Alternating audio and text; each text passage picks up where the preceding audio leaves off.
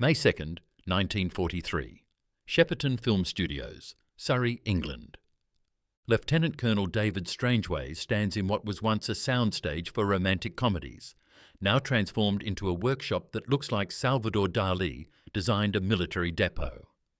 Around him, men in British Army uniforms are constructing something that shouldn't exist, an entire armoured division made from rubber, wood, canvas and audacity. The tanks scattered across the studio floor are masterpieces of theatrical deception. From 200 yards, they're indistinguishable from Churchill heavy tanks. The correct dimensions, proper camouflage patterns, even realistic track marks pressed into the ground beneath them. Move closer and the illusion collapses. The armour is painted canvas stretched over inflatable rubber frames. The guns are drainage pipes. The whole assembly weighs less than 50 pounds and can be carried by 2 men. "They're magnificent," breathes Major Jasper Maskelyne, examining a partially inflated Sherman tank with the critical eye of a professional magician, which is exactly what he was before the war. The Germans will never know the difference from aerial reconnaissance. They'd better not. Strangeways' voice carries the weight of a man who understands that lives depend on successful deception. Operation Fortitude goes active in 3 weeks. We need 800 dummy tanks, 200 fake artillery pieces, and 100 inflatable landing craft ready for deployment to southeastern England. If the Germans realise our invasion force in Kent is theatrical props, the entire Normandy operation is compromised. Strangeways is the commanding officer of our force, the Allied deception unit tasked with convincing German High Command that the D-Day invasion will strike the Pas-de-Calais instead of Normandy. It's the largest military deception operation in history, and it depends entirely on making Adolf Hitler believe that massive Allied armies are assembling in locations where nothing but inflatable rubber and imagination actually exist. The man making it possible is Captain Jeffrey Barkas, a former film production designer who's applied his Hollywood expertise to military camouflage and deception. He moves through the workshop with the energy of someone who's found his calling, pointing out details to the civilian workers, many of them actual film industry professionals, who've been recruited for this peculiar war work. The shadows are critical, Barkas explains to a group painting camouflage patterns on a wooden Spitfire fuselage, German reconnaissance aircraft photograph at specific angles. We need to create shadow effects that read correctly from 15,000 feet. Too dark and it looks artificial. Too light and it doesn't register on film. You want the sweet spot where Luftwaffe photo interpreters see exactly what we want them to see. One of the workers, a set painter from Pinewood Studios before the war, asks, "What if they come in lower? Won't they spot that these are fakes?" "That's what the anti-aircraft batteries are for," Strangeways interjects. "We position real AA guns around the dummy installations. German aircraft attempting low-level reconnaissance get shot at aggressively. They stay high, photographed from altitude, never get close enough to see the deception. It's elegant in its simplicity. The fake armies don't need to fool close inspection, just aerial photography and long-range observation. And at that range, with proper construction and placement, inflatable rubber becomes steel, wooden frames become aircraft, and empty fields become staging areas for the invasion that will liberate Europe." The workshop is organised like a factory assembly line. At one end, workers construct the basic frames, wooden scaffolding and inflatable bladders. In the middle, artists supply camouflage and identifying markings. At the far end, quality control inspectors examine the finished products, ensuring they'll photograph correctly. Strangeways watches a team inflate a dummy tank using a portable air compressor.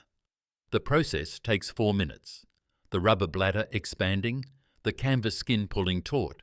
The whole assembly rising from a collapsed heap to a credible tank silhouette. Weight 45 pounds. Cost approximately £30 sterling. Strategic value potentially incalculable. "How many can you produce per week?" Strangeways asked Barkas. "Current capacity is 60 tanks, 15 artillery pieces and assorted vehicles.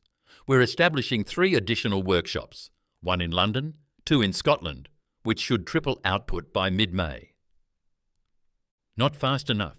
I need deployment-ready inventory by May 20th for Operation Fortitude South. That's... Strangeways checks his notes. 800 tanks, 200 artillery pieces, plus support vehicles and aircraft. Your current timeline puts delivery at June 10th, which is too late. Barkas nods, unfazed. I can accelerate production if I get additional workers. There are thousands of set builders, prop makers and painters in the film industry who are currently making training films or sitting idle. Give me authorization to recruit them and I'll double capacity. Consider it authorized. I'll have the paperwork through by tomorrow. Strangeways moves to a workbench where a technician is assembling a fake radio transmitter, a device that will broadcast simulated military communications to make the dummy armies appear electronically active. What about the radio deception? The technician, a former BBC radio engineer named Colin Meek, looks up from his work. We're ready for field testing.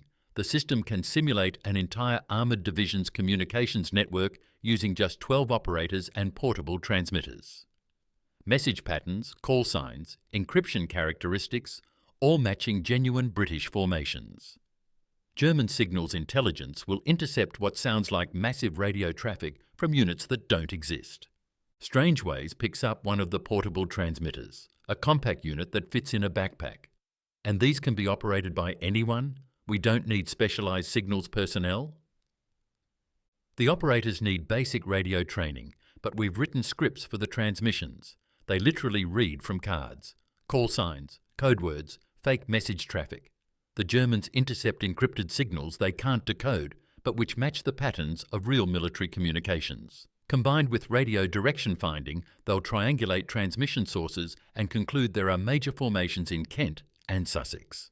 It's another layer of the deception, electronic theatre to complement the physical dummies. German intelligence relies heavily on signals intercepts. If radio traffic suggests large forces are assembling in southeastern England, that evidence combines with aerial photographs of fake tank concentrations to build a convincing picture of Allied invasion preparations targeting the Pas de Calais. The genius is in the integration. No single deception element would fool professional intelligence analysts, but multiple sources of evidence, visual, electronic, even deliberate leaks through double agents, create a comprehensive illusion that becomes believable through sheer consistency. May 15th, 1943. War Office, Whitehall, London. Strangeways presents Operation Fortitude to a roomful of senior military officers and intelligence officials. The audience includes representatives from MI5, MI6, the Joint Intelligence Committee, and the Supreme Headquarters Allied Expeditionary Force, SHAEF. These are the men who will approve or reject the most ambitious deception operation ever attempted. The presentation begins with aerial reconnaissance photographs, actual German Luftwaffe images of southeastern England, captured through various intelligence means. The photographs show what appear to be major military concentrations, tank formations, artillery parks, supply depots, landing craft assembly areas. Gentlemen, these photographs were taken by German reconnaissance aircraft over the past 3 weeks. Strangeways begins. They show what Luftwaffe intelligence believes to be the British 4th Army assembling in Kent and Sussex, with the US 1st Army Group in East Anglia. Combined, these forces suggest an invasion strength of approximately 40 divisions. He pauses for effect. Not one of these divisions actually exists. Everything visible in these photographs is theatrical deception. Inflatable tanks, wooden aircraft, fake radio traffic. We have successfully convinced German intelligence that we're positioning massive forces for an invasion of the Pas de Calais. The room erupts in questions. How can inflatable rubber fool professional photo interpreters? What happens when German agents on the ground report the deception? How long can this illusion be maintained?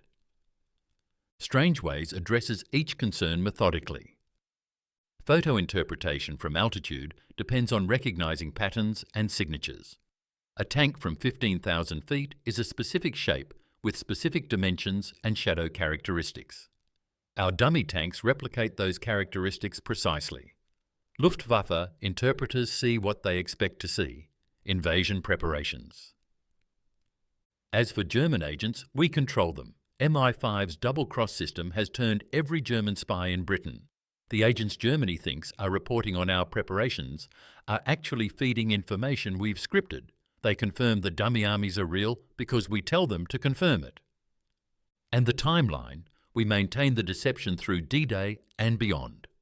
Even after we invade Normandy, the fake armies in Kent will remain in place, convincing the Germans that Normandy is a feint, and the real invasion is still coming at Calais. This keeps German panzer divisions in the wrong location during the critical first days of the invasion. Brigadier General Dudley Clark, head of A Force, the Mediterranean Theatre's deception unit, speaks up. Colonel Strangeways, you're proposing to hold entire German armoured divisions out of the Normandy battle through pure theatre. What happens when reconnaissance reveals the deception? When German commanders realise they're watching a performance? Sir, the deception is layered. Physical dummies supported by radio deception, supported by controlled agent reports, supported by false intelligence planted through diplomatic channels. No single source is sufficient to prove or disprove the army's existence.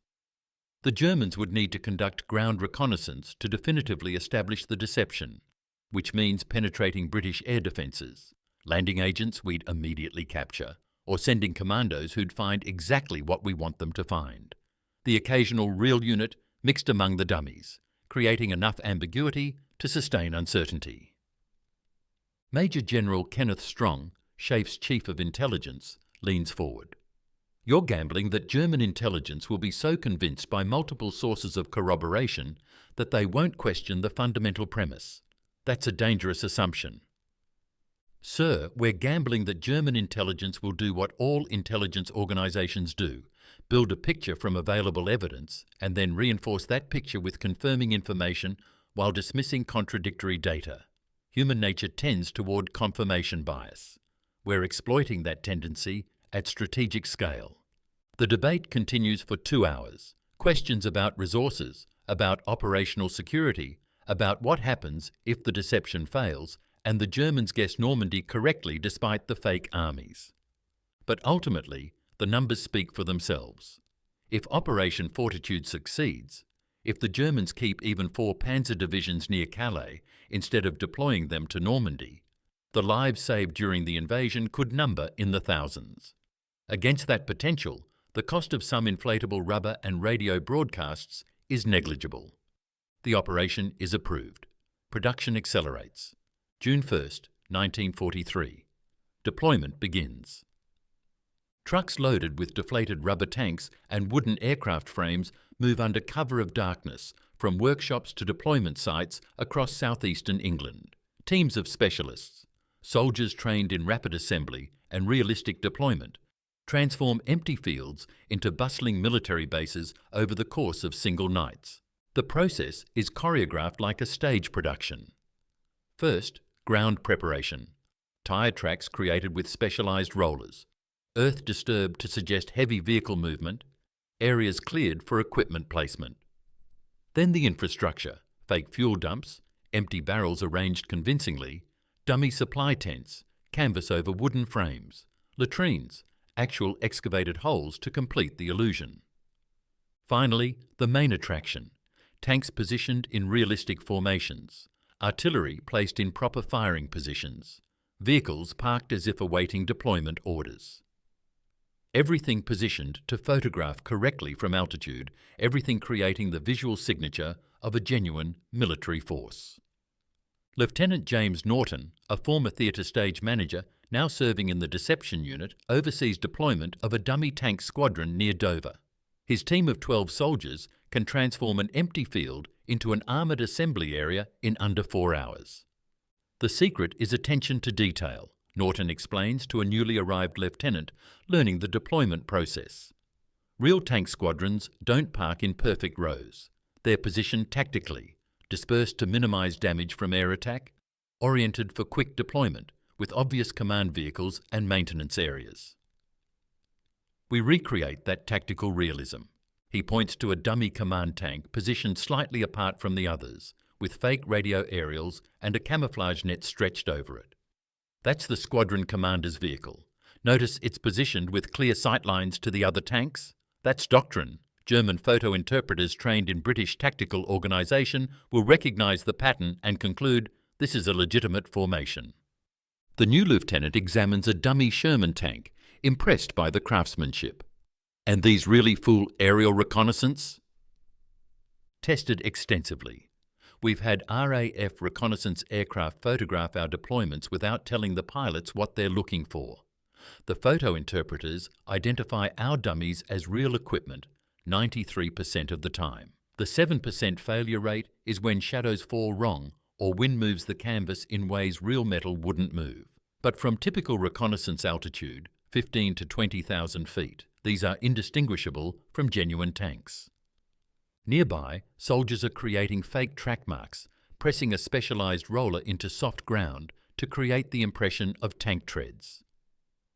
Other teams scatter debris, empty ration tins, cigarette butts, discarded equipment, small details that German low-level reconnaissance might photograph, adding to the illusion of genuine occupation. By dawn, the field looks like a genuine staging area. By noon, German reconnaissance aircraft have photographed it. By evening, Luftwaffe intelligence analysts in Berlin are updating their maps of British invasion forces, adding another tank squadron to the growing order of battle, indicating massive Allied build-up in Kent. The deception is working. June 15, 1943. Listening station, MY5 facility somewhere in England. The radio operators sit at their positions with headsets, speaking scripted messages into microphones connected to low-power transmitters. To anyone listening, and German signals intelligence is definitely listening, it sounds like routine military communications traffic from an active armoured division. Charlie 6 to Charlie 2, confirm readiness status for tomorrow's maintenance schedule. Over. Charlie 2 to Charlie 6, readiness confirmed. Maintenance commencing 0800 hours. Over. The messages are mundane, procedurally correct, completely false. There is no Charlie 6 or Charlie 2. There's no maintenance schedule. There isn't even an armoured division. Just 12 radio operators in a Quonset hut, reading from scripts, creating electronic phantoms. Colin Meek monitors the operation from a supervisor's desk, tracking which units are broadcasting, ensuring the message patterns remain consistent with genuine military traffic. Every detail matters. Transmission schedules, frequency usage, encryption patterns, even the individual operator's fist, the distinctive rhythm with which they send Morse code. The Germans have direction-finding stations along the French coast, Meek explains to a visiting American officer learning the system. They triangulate our transmissions, plot the sources on maps. Over time, they build a picture of where our units are located based on where the radio traffic originates. We exploit this by transmitting from locations that correspond to our dummy Army positions. The American, a major from the US Army's deception unit, looks skeptical. And they can't tell these are fake communications? Not from the transmissions alone. We match every characteristic of genuine signals, encryption types, message formats, transmission schedules. The only way to prove these communications are fake would be to decrypt them and realise the actual message content is theatrical. But we're using current British military encryption systems. The Germans can intercept but can't decode. So they hear what sounds like an armoured division's radio traffic originating from locations where aerial reconnaissance shows tank concentrations, and they conclude the armoured division is real. Exactly, and it gets better. Meek pulls out a folder containing intercepted German signals intelligence reports. We know the Germans are listening because we've broken their codes. We can read their assessments of our radio traffic, and they're completely convinced. Their reports describe British Fourth Army as consisting of 12 divisions, with full armour support, all based on signals, intercepts and aerial reconnaissance. The Major shakes his head in wonder. You're fighting an entire intelligence war in fictional space. We prefer to think of it as applied theatre. The medium is radio waves and aerial photographs instead of stages and screens. But the principle is identical. Convince the audience that what they're perceiving is real. The deception operation expands throughout summer and fall 1943. More dummy equipment is deployed, more fake radio traffic is generated, More false intelligence is fed through controlled double agents. The fictitious armies grow until German intelligence estimates Allied invasion forces in southeastern England at over 40 divisions, nearly twice the actual strength of forces that will eventually invade Normandy. Adolf Hitler himself is convinced. German High Command positions the 15th Army, their strongest force, including elite panzer divisions, near Calais to defend against the invasion they're certain is coming. The invasion that consists of inflatable rubber, wooden frames, and radio operators reading scripts. Strangeways reviews the latest German intelligence assessments in his office, allowing himself a moment of satisfaction. The deception is working beyond even optimistic projections. German resources are being committed to defending against phantom armies, pulling strength away from the actual invasion site. We've created the greatest magic trick in military history, Maskelyne observes, looking at maps showing real German dispositions influenced by fake Allied positions. Hitler is deploying his forces to counter armies that don't exist. The trick isn't complete until the invasion succeeds, Strangeways cautions, and we need to maintain the illusion not just through D-Day, but for weeks afterward.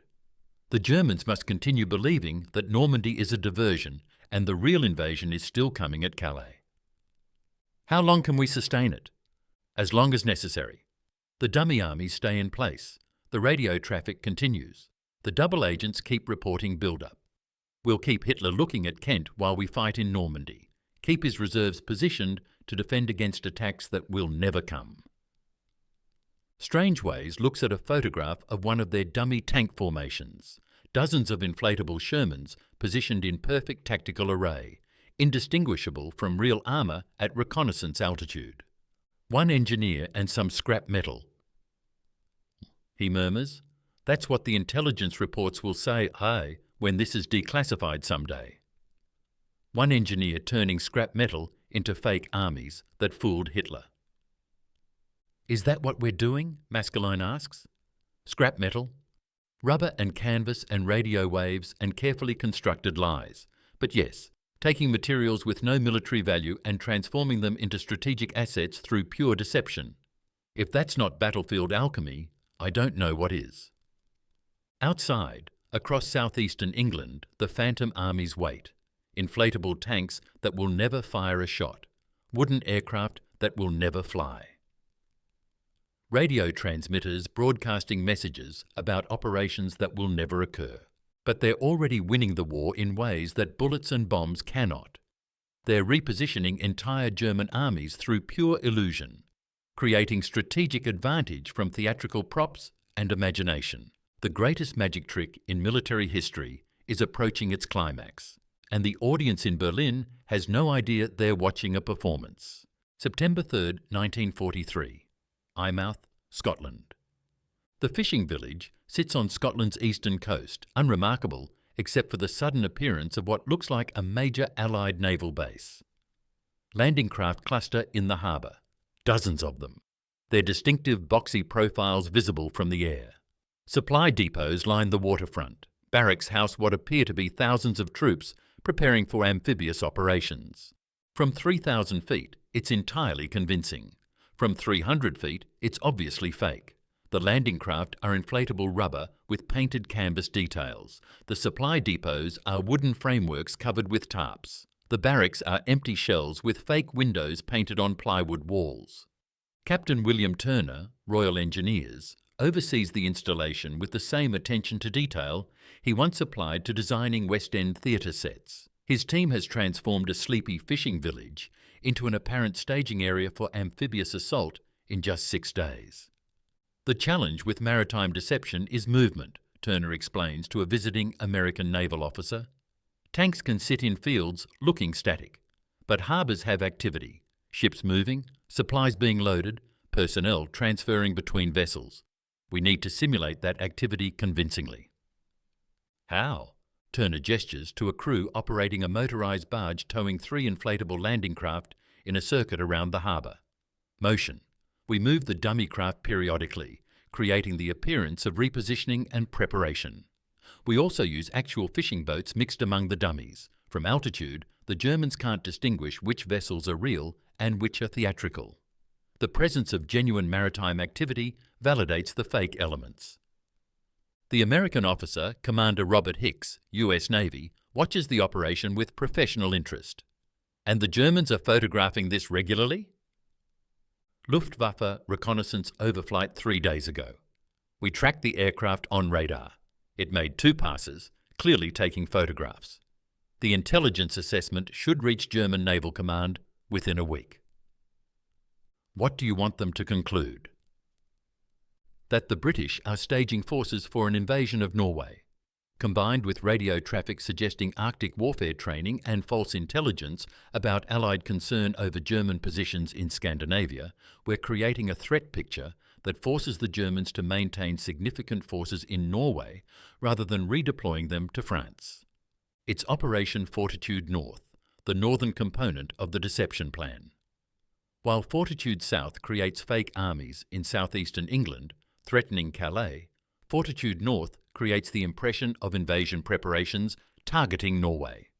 The goal is to tie down German forces across the widest possible geographic area, preventing concentration against the actual Normandy invasion.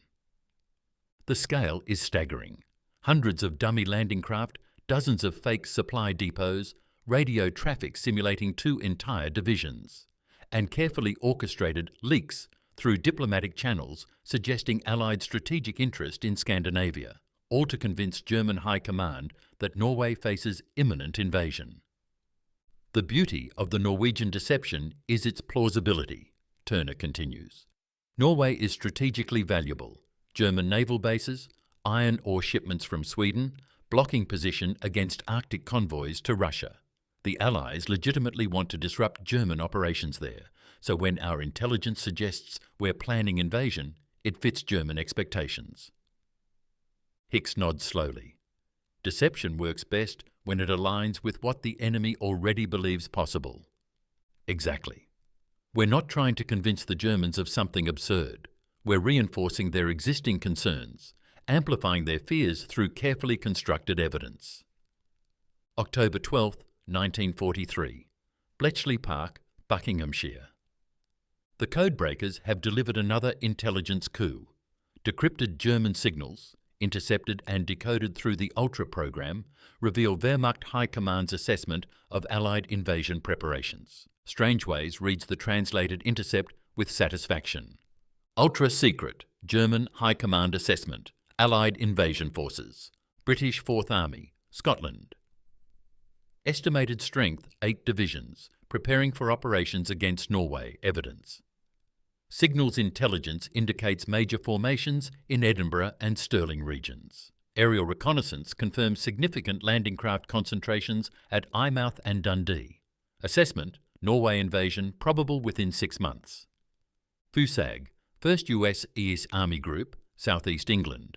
Estimated strength 12 divisions, including 6 armoured. Positioned Dover-Folkestone Deal region. Evidence, extensive signals traffic, aerial reconnaissance shows major tank and vehicle concentrations. Agent reports confirm American formations training for amphibious operations. Assessment, primary invasion threat against Pas-de-Calais. Maintain 15th Army at full strength to defend sector. The assessment continues for several pages, cataloguing the fake armies as if they were genuine formations. German intelligence has been completely deceived. They're basing strategic decisions on our theatrical props, observes Commander Ewan Montague, the naval intelligence officer who masterminded Operation Mincemeat. An earlier deception that used a corpse carrying false documents to mislead the Germans about Allied plans for Sicily. More than that, Strangeways replies. They're reinforcing their own deception by continuing to collect evidence that confirms what they already believe. Confirmation bias at strategic scale. Every new piece of intelligence, most of which we're feeding them deliberately, strengthens their conviction that the dummy armies are real. What happens when someone questions the evidence? When a skeptical intelligence officer asks why we'd position massive forces so obviously? That's what the double agents are for.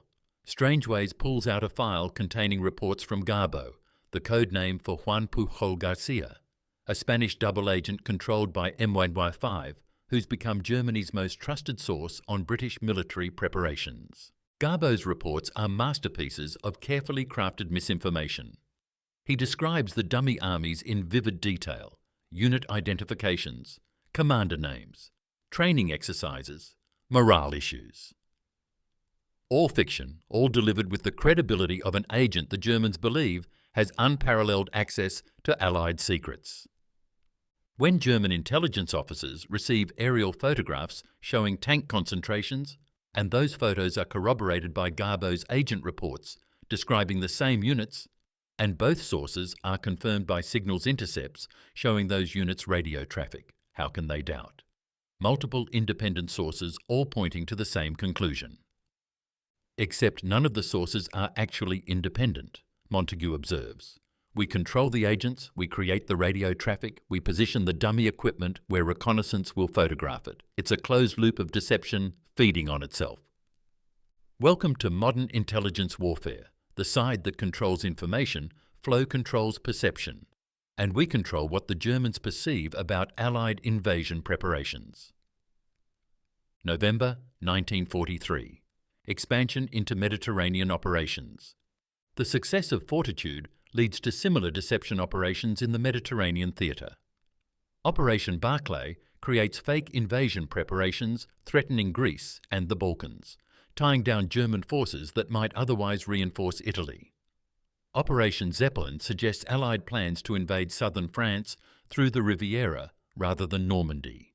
Each operation follows the same template: dummy equipment creating visual evidence, radio deception providing electronic signatures, double agents delivering confirmatory reports, and diplomatic channels leaking false strategic intentions. In North Africa, inflatable tanks transformed the Desert War. Before El Alamein, dummy armour convinced German reconnaissance that British tank strength was concentrated in the south when the actual attack came from the north. After the battle, captured German intelligence documents revealed that Rommel had positioned his forces to counter the fake armour, leaving his northern flank vulnerable to the real assault. Now the techniques are being refined and expanded.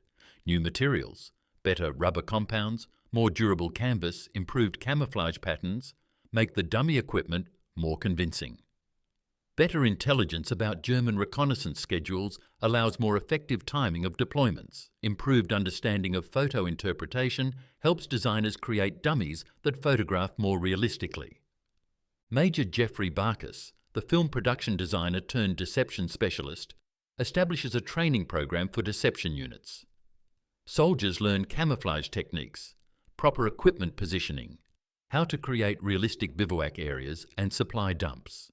The curriculum reads like film school combined with military tactics. Think like a set designer, Barkas tells a class of newly assigned deception specialists. You're creating a stage that will be photographed from specific angles. The audience, German photo interpreters, has certain expectations about what military installations look like. Your job is to meet those expectations precisely while using materials that cost pennies and weigh almost nothing.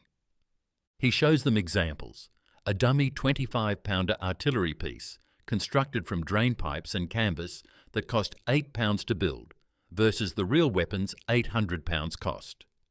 A fake supply depot made from empty crates and tarps that suggest thousands of tons of material while actually containing nothing but air. The economic efficiency is staggering, Barkas notes. For the cost of one real tank, we can build 20 dummy tanks, deploy them correctly, and the Germans must assume we have 20 times our actual strength. They commit resources to counter threats that don't exist, pulling strength away from actual combat zones. One student asks, what happens when the Germans realise they have been deceived? Won't they stop trusting any intelligence about our positions? That's the beauty of it, Barkas replies. By the time they realise the deception, it's too late. The real invasion has already happened. And the strategic benefit, German divisions positioned in wrong locations during the critical first days, has already been achieved. Deception doesn't need to work forever. It just needs to work long enough. January 15th, 1944. Dover, England. General George S. Patton arrives in southeastern England to assume command of the 1st US Army Group, FUSAG, a formation that exists primarily as a phantom to support Operation Fortitude. Patton is a genuine general with a genuine reputation. The Germans know him, respect his aggressive tactics, fear his armoured expertise. His appointment to command FUSAG, which German intelligence believes to be the primary invasion force, is the ultimate authentication of the deception. The irony is exquisite. Patton commands an army that consists largely of inflatable tanks, wooden aircraft, and radio operators reading scripts. His headquarters staff is real, his command structure genuine, but most of the divisions under his command are theatrical constructions. Strangeways briefs Patton on the deception plan in a secure conference room at Dover Castle. General, your role is to be visible. The Germans must see you commanding this force. We'll arrange for you to inspect the dummy installations, which you'll treat as if they're genuine units. German agents will report your presence. We'll ensure Luftwaffe reconnaissance photographs you visiting the formations. Your reputation authenticates the entire deception. Patton, never one for subtlety, is surprisingly engaged by the concept. So I'm commanding an army of rubber tanks and make-believe divisions? You're commanding the German perception of massive American forces in southeastern England. What those forces actually consist of is irrelevant, as long as the Germans believe they're real. And this helps the invasion how? Strangeways spreads a map showing German force dispositions. Sir, the Germans have positioned their 15th Army, 15 divisions, including elite panzer units, near Calais to defend against FUSAG's anticipated invasion. Those divisions could reinforce Normandy within days if they were properly positioned. But as long as the Germans believe you're commanding a major force threatening Calais, they'll keep the 15th Army in place. Waiting for an invasion that's never coming. Exactly. And even after we invade Normandy, we need the Germans to continue believing Normandy is a diversion. That FUSAG, your command, represents the real invasion still being prepared for Calais. We need you to maintain that illusion for weeks after D-Day. Patton studies the map, understanding the strategic brilliance. How long do I command this phantom army? Until the breakout from Normandy makes the deception unsustainable, probably late July or early August. Then you'll take command of actual Third Army and join the real campaign. So I'm being benched for the biggest invasion in history so I can pretend to command fake divisions? You're being positioned where your reputation has maximum strategic impact. The Germans fear you more than any other Allied commander. Putting you in command of FUSAG makes them believe FUSAG is the real invasion force. That belief keeps German armoured divisions out of Normandy during the critical first weeks. Sir, you'll contribute more to the invasion's success by commanding inflatable tanks in Kent than you would commanding real tanks in Normandy. Patton absorbs this, ego warring with strategic sense. Finally, all right, I'll play the part, but when this deception is over, I want real command, real tanks, real fighting. You'll get it, sir, I promise. February 1944. Final preparations. The deception apparatus is now fully operational. Across southeastern England and Scotland, dummy armies are deployed at unprecedented scale. Operation Fortitude South. FUSAG supposedly consisting of 12 divisions, positioned in Kent and Sussex, threatening Calais. Actual composition: approximately 250 genuine vehicles and 2,000 dummy vehicles, supported by extensive radio deception and double-agent reports. Operation Fortitude North. British 4th Army supposedly consisting of 8 divisions in Scotland, threatening Norway. Actual composition: 1 real division, 7 phantom divisions created entirely through radio deception and false intelligence. The dummy equipment has evolved to sophisticated levels. Latest generation inflatable tanks include infrared signature management, special paints that reflect infrared similarly to genuine steel, fooling German night reconnaissance. Thermal simulation, small heating elements creating heat signatures similar to recently operated engines. Acoustic effects, recorded engine sounds played through speakers, creating audio signatures matching armoured formations. The attention to detail is obsessive because German reconnaissance is professional and thorough. Every aspect of the deception must withstand expert analysis.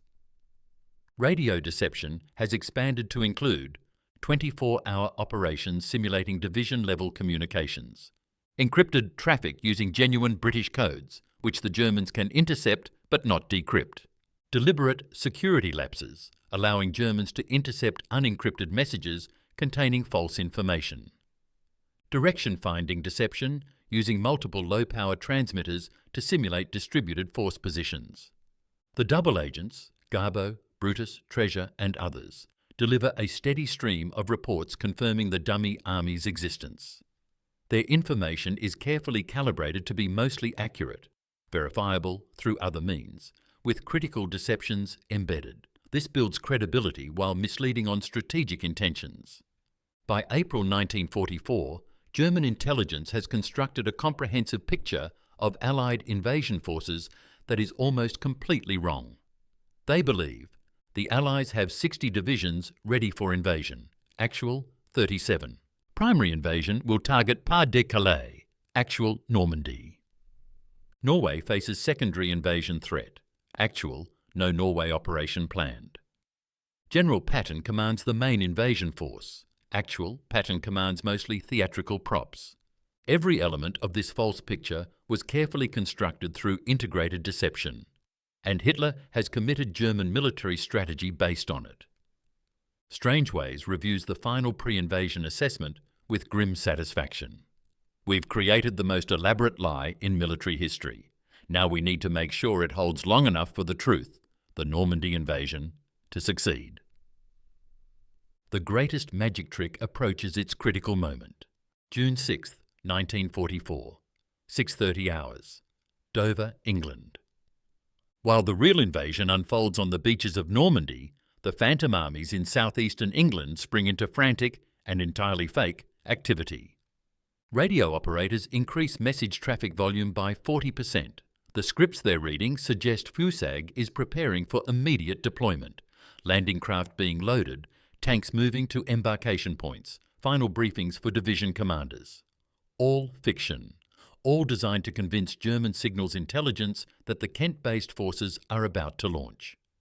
Lieutenant Colonel Strangeways monitors the radio deception from a control room in Dover Castle, tracking which units are broadcasting, ensuring the message patterns create a coherent picture of an invasion force on the brink of action. The timing is critical, he tells his operations officer. The Germans know we've landed in Normandy. They can see it, they're fighting it. But we need them to believe Normandy is the feint. That Fusag represents the real invasion still being prepared. Every radio message, every bit of fake traffic needs to reinforce that Normandy is a diversion, designed to pull German forces away from Calais. The radio operators increase their tempo. Baker 6 to Baker Command, confirm loading sequence for 3rd Battalion, request priority embarkation, over.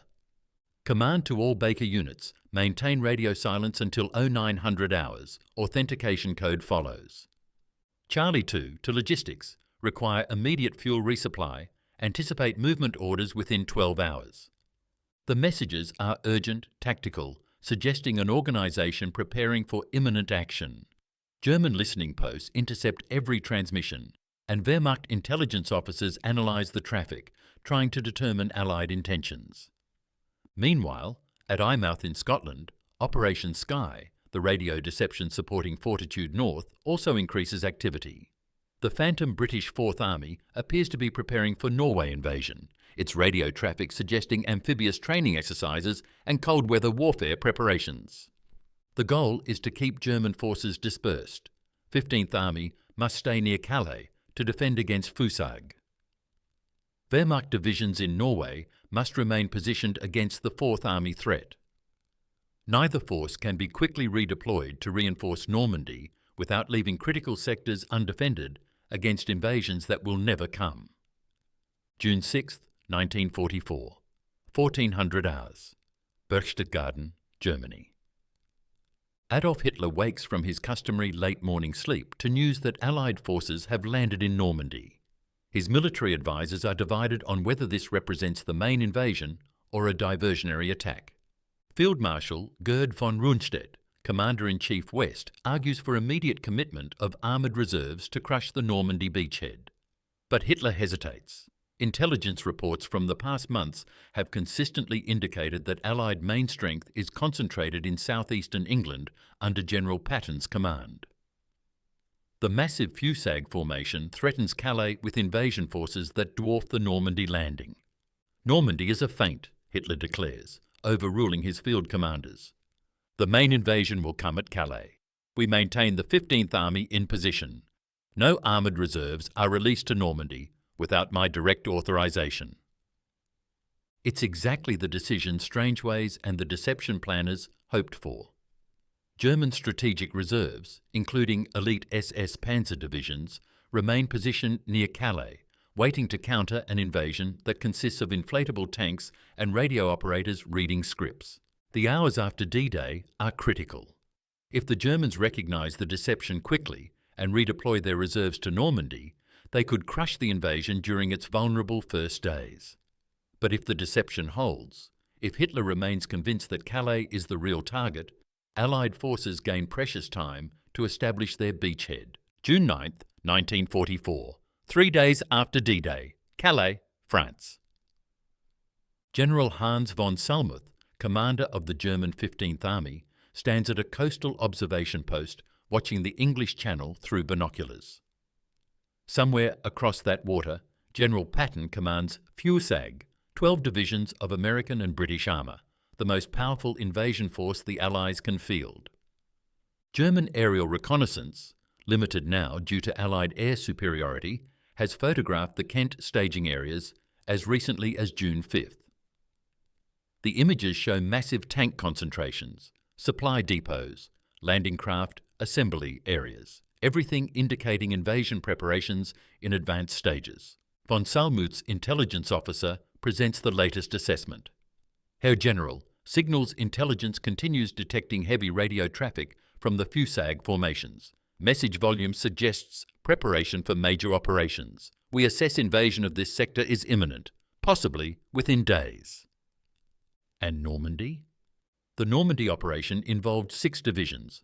Fusag consists of 12 divisions. Logically, the Allies would not commit their smaller force to the main invasion. Normandy must be diversionary, designed to draw our reserves away from the actual landing site. It's impeccable logic based on completely false premises. The 6 divisions in Normandy actually represent the bulk of Allied invasion strength. The 12 divisions of Fusag are predominantly theatrical props. But German intelligence has no way to distinguish truth from deception. Von Salmuth makes his decision. The 15th Army remains in position. We prepare to receive the main invasion here. Normandy is a secondary operation. 45 kilometres away, real Allied soldiers are fighting and dying on Normandy beaches.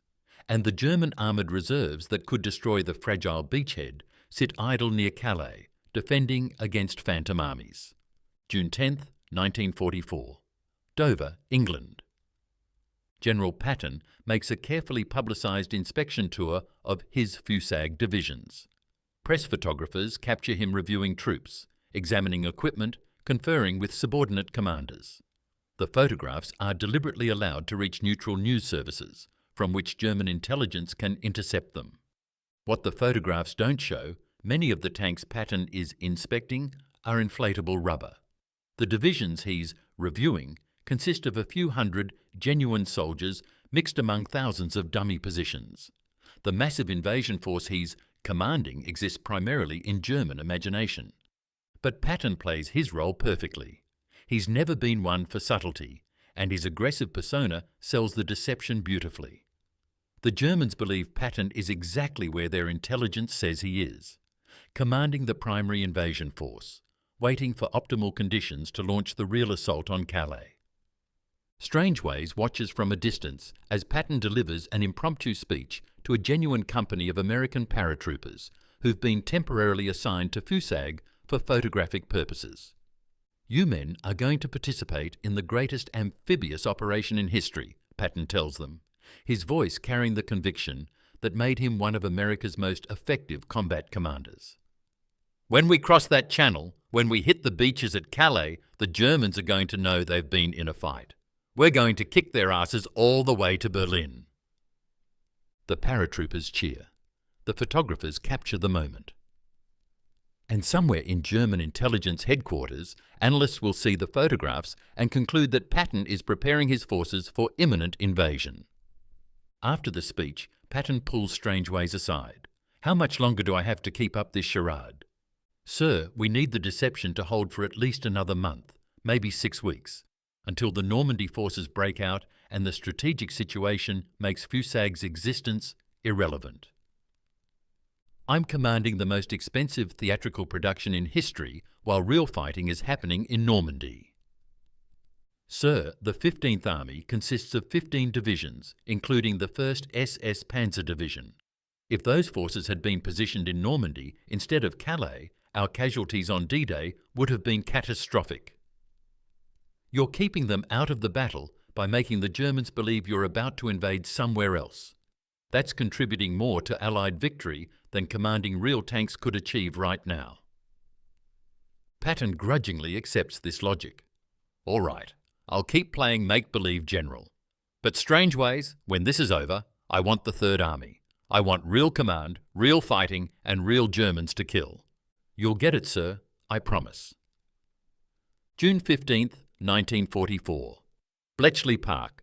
The codebreakers deliver another ultra-intercept, German High Command communications, discussing Allied invasion intentions. The decrypt reveals exactly how well the deception is working. Ultra-secret, OKU assessment.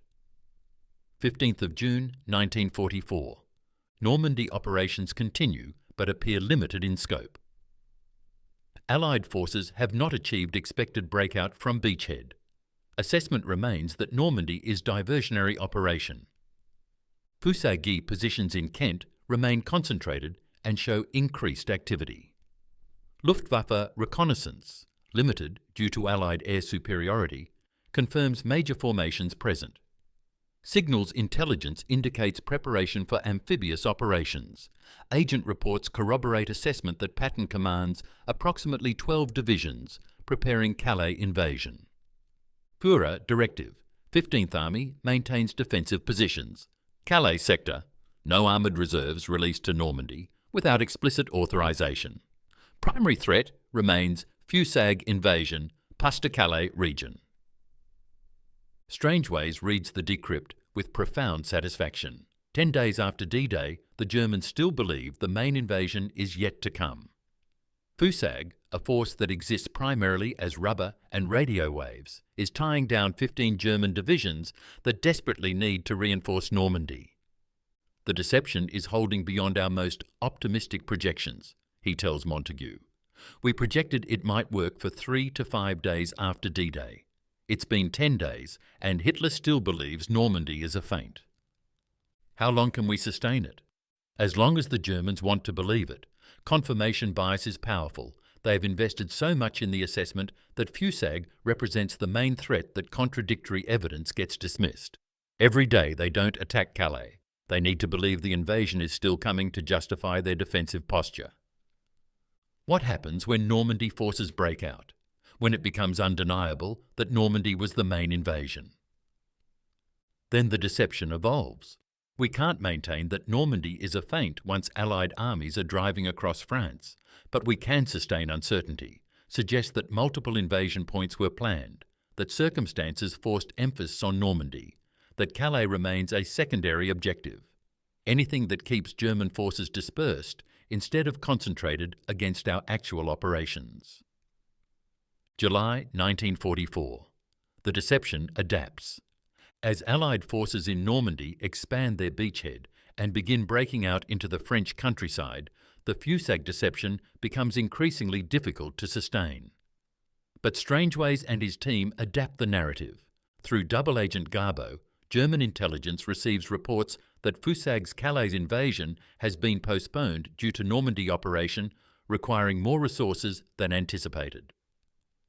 The Calais invasion will now come as a second wave, once Normandy is fully secured.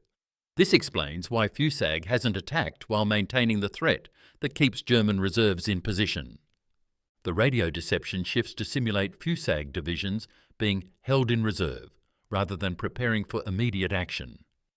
Message traffic suggests logistical complications, equipment maintenance, retraining for modified objectives, all designed to justify FUSAG's continued existence without imminent invasion. Dummy equipment remains in place, though some is gradually removed as if units are being redeployed to Normandy in small numbers. This creates the impression of force redistribution while maintaining enough theatrical presence to suggest major formations remain in Kent. The goal is no longer to convince the Germans that Calais faces imminent invasion. That's unsustainable as Normandy fighting intensifies. Instead, the goal is to maintain enough uncertainty that the Germans can't be certain where Allied forces will strike next. That uncertainty keeps them dispersed, unable to concentrate overwhelming force at any single point. July 25, 1944. Normandy, France. General Patton finally receives his real command.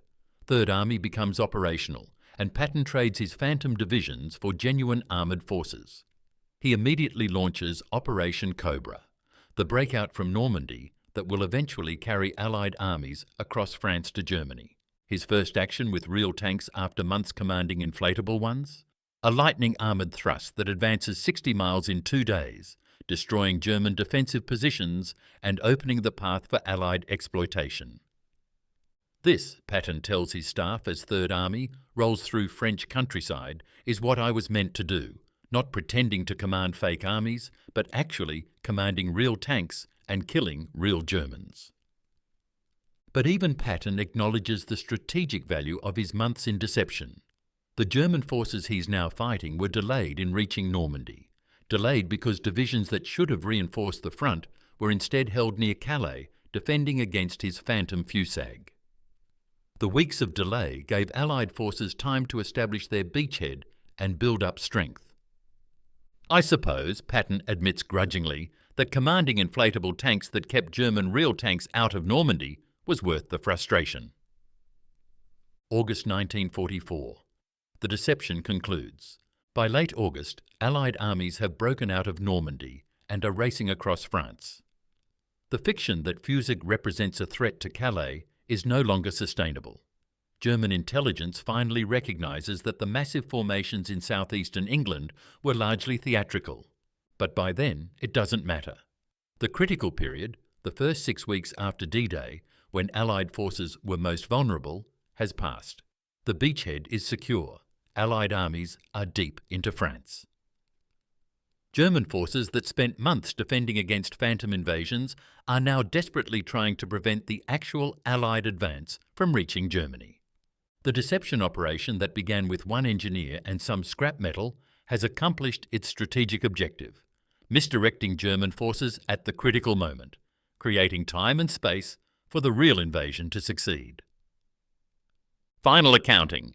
Cost of Operation Fortitude deception, approximately £3 million, including all dummy equipment, radio operations and personnel. German divisions tied down by the deception, 15 to 20 divisions that could have reinforced Normandy. Estimated Allied casualties prevented, 15,000 to 30,000, calculated based on what casualties would have been if German reserves had been properly positioned. Strategic impact, incalculable. Colonel Strangeways writes his final report on Operation Fortitude in September 1944. The success of this deception operation demonstrates that in modern warfare, perception can be as powerful as physical force. By convincing the enemy that massive forces existed where only theatrical props were present, we achieve strategic effects that would have required actual divisions to accomplish through conventional means. The Germans made rational decisions based on the intelligence available to them. That intelligence was comprehensive, consistent, and completely false. We controlled what they perceived, and therefore controlled how they responded. Future military operations should recognize that deception, properly executed with integration across visual, electronic, and human intelligence channels, can multiply force effectiveness exponentially. One inflatable tank is worth nothing in combat. 2,000 inflatable tanks, properly deployed and supported by corroborating intelligence, are worth an armoured division if they convince the enemy to commit real forces to counter an imaginary threat. This is the future of warfare. Battles fought not just with bullets and bombs, but with controlled information and deliberately constructed illusions. The side that controls the enemy's perception of reality controls the enemy's decisions, and controlling decisions is the ultimate strategic advantage. Epilogue, 1945, War's End. When Germany surrenders in May 1945, captured intelligence documents reveal the full extent to which Operation Fortitude influenced German strategic decisions. Hitler's insistence on defending Calais against Fusag, even after the Normandy invasion, kept critical armoured divisions out of the battle during the crucial first weeks. Field Marshal von Rundstedt, interrogated after capture, admits, "We knew the Allies had landed in Normandy, but we believed, because all our intelligence sources confirmed, that Normandy was secondary, that Patton's forces in Kent represented the real invasion. We were convinced right up until your armies broke out in late July. By then, it was too late to redeploy effectively." The techniques developed for Fortitude are refined and used in subsequent operations. Korea, Vietnam and later conflicts all employ variants of the methods pioneered by Strangeways, Barkas and their teams: dummy equipment, radio deception, controlled agents, integrated intelligence manipulation. Modern military deception traces its lineage directly to the inflatable tanks and wooden aircraft that convinced Hitler to position his armies in the wrong locations. Jeffrey Barkas, the film production designer who became a deception specialist, returns to civilian film work after the war. He applies his military experience to creating special effects that are, in his words, far less consequential but infinitely more enjoyable than fooling Hitler. General Patton gets his real command and his real war, driving Third Army across France and into Germany with the aggressive tactics he's famous for. He never publicly discusses his months commanding Phantom divisions, considering it an embarrassing interlude, but privately he acknowledges that those months contributed as much to Allied victory as his subsequent combat commands. The dummy tanks themselves are mostly destroyed after the war, deflated, burned, disposed of as military surplus. A few survive in museums, artefacts of the greatest deception operation in military history. They're silent now, these inflatable ghosts of phantom armies. But once they were powerful enough to misdirect entire German divisions, to change the course of the greatest invasion ever attempted, to prove that in warfare illusion can be as deadly as reality. One engineer and scrap metal transformed into fake armies that fooled Hitler. It sounds like fiction, but every word is true.